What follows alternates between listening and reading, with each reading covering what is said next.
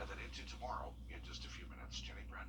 All right, Tim, thank you. Well, after recent crime in Augusta, a local pastor wants his church community to take part in a series of safety classes. News Channel 6's Renetta Dubose sits down with the leader of Macedonia Church.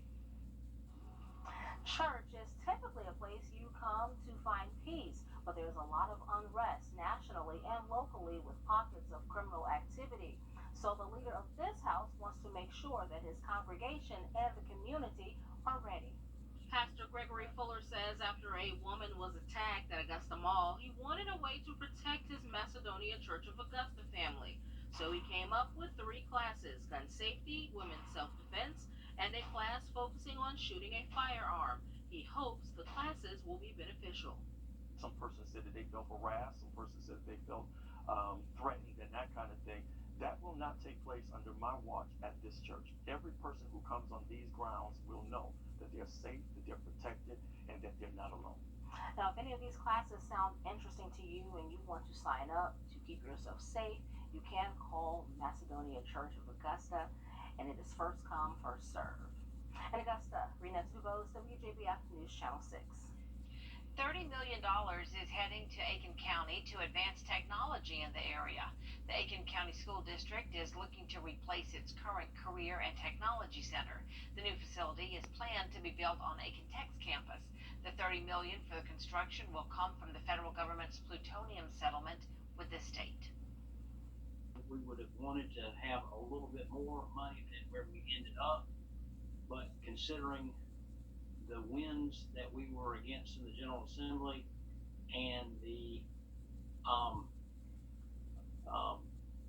other challenges that we faced, I think we've done extremely well.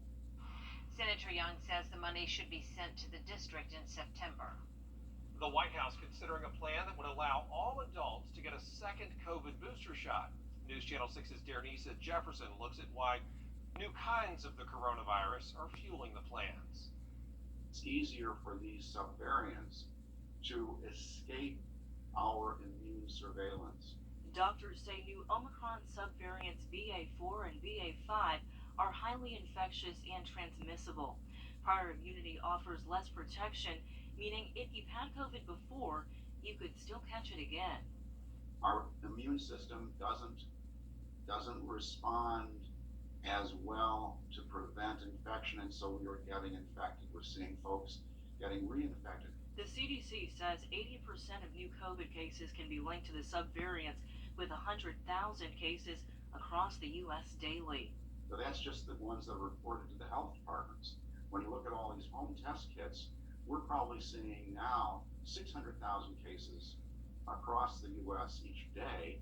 White House officials are considering a plan that would allow all adults to get a second COVID booster shot.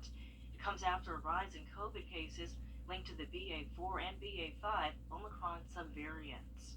I think that there are many individuals who would benefit from a second booster. Infectious disease expert Dr. Roger MacArthur says while there are more cases, locally we're still seeing fewer hospitalizations. He also says a new vaccine that could come out this fall would help fight against new subvariants like BA4 and 5. Newer vaccines have some component that will look a whole lot more like the subvariants. They'll have protection against the subvariants. In Augusta, Dernisa Jefferson, WJBF News Channel 6. Coming up, a new plan taking off at Augusta Regional. How airport leaders are planning to bring an air show to town for the first time at Bushfield in years. But first, a look at what's ahead tonight on News Nation.